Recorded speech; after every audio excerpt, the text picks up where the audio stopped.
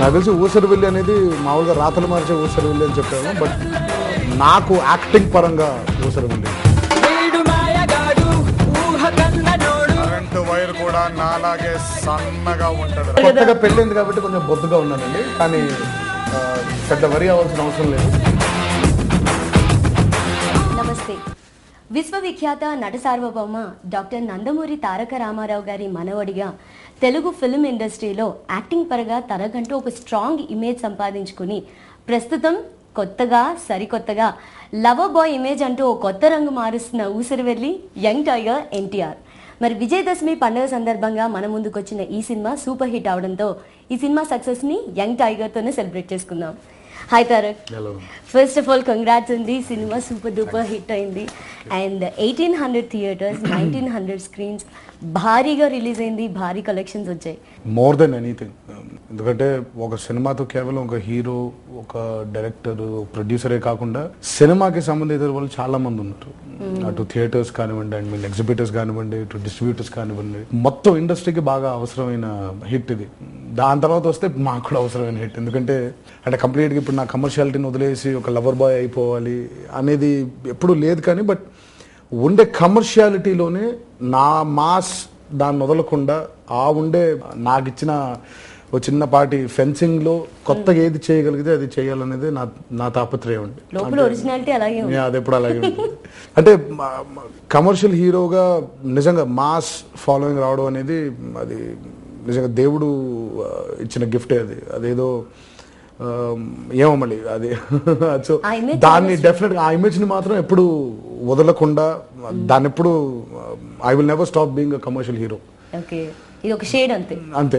So ఊసరవెల్లిలో అన్ని shades లో ఇదో షేడ్ లాగా. నాకు తెలిసి ఊసరవెల్లి అనేది మామూలుగా రాతలు మార్చే ఊసరవెల్లి అని చెప్పేవాళ్ళం, బట్ నాకు యాక్టింగ్ పరంగా ఊసరవెల్లి ఇది. సో అన్ని షేడ్స్ ఒక్క క్యారెక్టర్ లో రావడం అనేది చాలా కష్టం.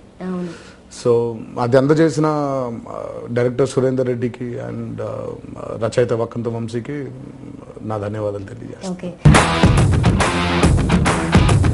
నాకు భయం వేస్తే ఏం చేస్తానో నాకే తెలియదన్నా.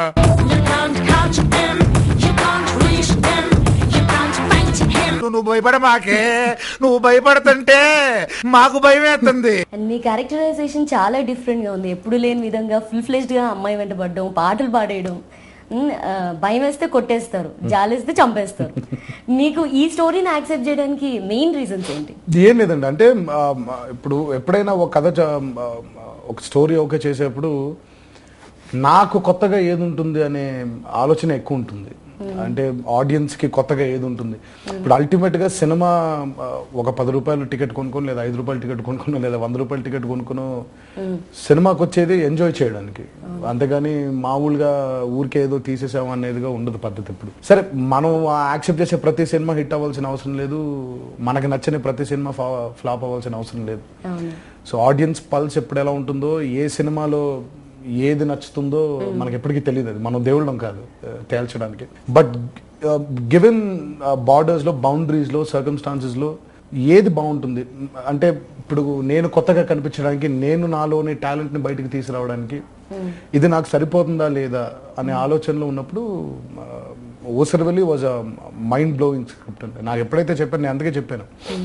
సింహాద్రి ఆది తర్వాత నేను అసలు సింగిల్ సిట్టింగ్ లో ఓకే చేసిన ఫిల్మ్ ఇది. Exactly, I was about to ask you. Vamshi గారు మీకు స్టోరీ చెప్పగానే yes చేసేద్దాం అన్నారు. అవునండి, అంటే అన్నీ ఉండింది.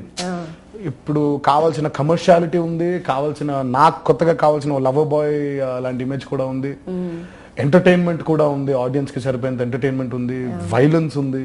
So it's everything together.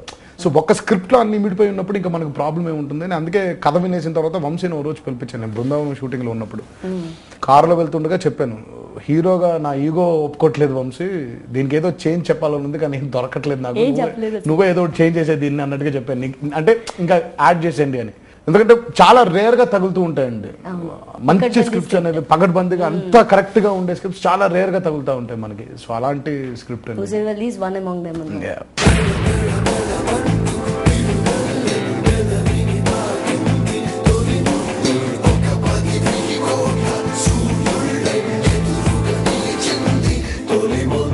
బ్రతకాలి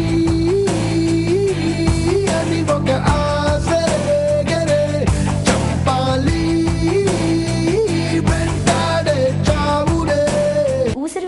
టైటిల్ సడన్ గా వినగానే ఒక నెగిటివ్ థ్రెడ్ ఉంది బాగా కదా ఫస్ట్ వినగానే అలా. ఈ టైటిల్ పెట్టేటప్పుడు సెకండ్ థాట్స్ మీ బ్రెయిన్స్ పెట్టేసి పెట్టాలి ఏం లేదండి, బ్రెయిన్స్ ఏం లేదండి. అంటే ఊసరవిల్ అనేది చాలా సాధు జంతువు పాపం, అదేదో దాని బ్రతుకు తిరుగు కోసం రంగులు మార్చుకుంటూ ఉంటుంది. అంటే మామూలుగా తన సర్వైవల్ కోసం. సో దాన్ని వాడుక భాషలో మన తెలుగు భాషలో ఏమిటంటే ఊసరవిల్ అనేది రంగులు మార్చేది కొంచెం బాగా నెగిటివ్ గా మనం వాడుతూ ఉంటాం.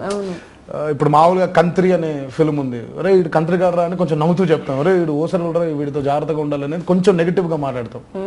సో కమర్షియల్ హీరోగా నెగిటివ్ టైటిల్ పెడితే ఎంత కరెక్ట్ అనే ఆలోచన మాత్రం అందరికీ ఉండిందండి.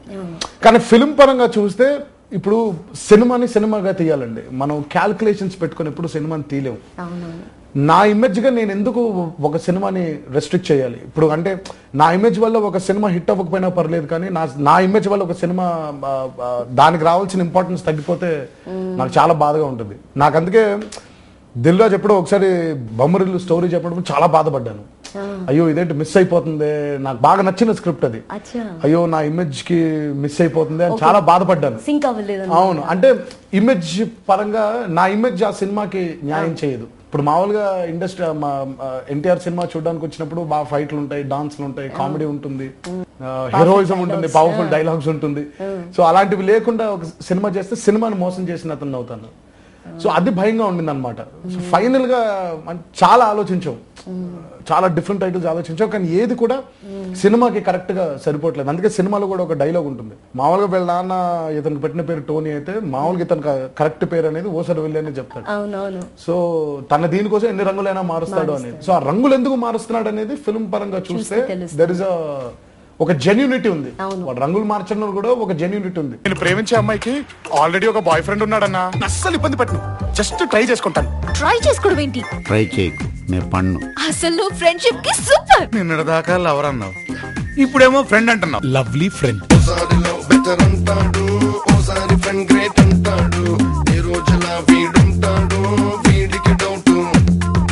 ఫ్రెండ్ అన్నావు, లవ్ కోసం 100 చెప్తాం బామ్మర్ది, అన్ని నమ్మేస్తాయలా? ఇన్ని రంగులు మారుస్తున్నాడు.